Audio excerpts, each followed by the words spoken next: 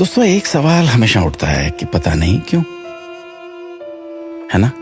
अब किसी भी विषय पर बात कीजिएगा तो आपके जहन में भी ये बात निकलेगी, पता नहीं क्यों। खाने को सादा दाल रोटी होती थी, लेकिन फिर भी किसी को खून की कमी नहीं होती थी, पता नहीं क्यों। स्कूल में अध्यापक खूब कान खींचते थे, डंडों से पिटाई होती थी, लेकिन कोई बच्चा स्कूल में डिप्रेशन के कारण आत्महत्या नहीं करता था, पता नहीं क्यों।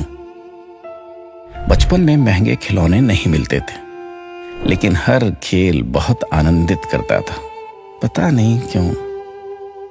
घर कच्चे होते थे, कमरे कम होते थे, लेकिन माता पिता कभी वृद्धाश्रम नहीं जाते थे, पता नहीं क्यों।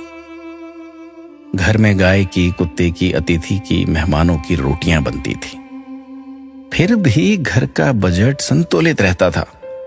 आज सिर्फ अपने परिवार की रोटी महंगी हो गई, पता नहीं क्यों।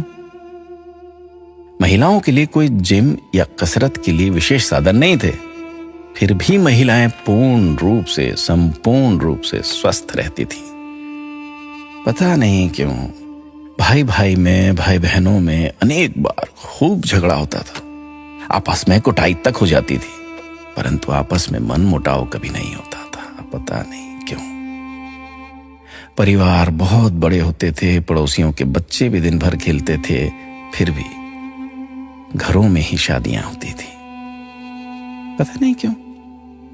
माता पिता थोड़ी सी बात पर थप्पड़ मार देते थे, लेकिन उनका मान सम्मान कभी कम नहीं होता था, पता नहीं।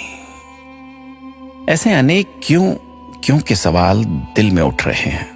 आप सभी तक इस क्यों को पहुंचाने की कोशिश कीजिए।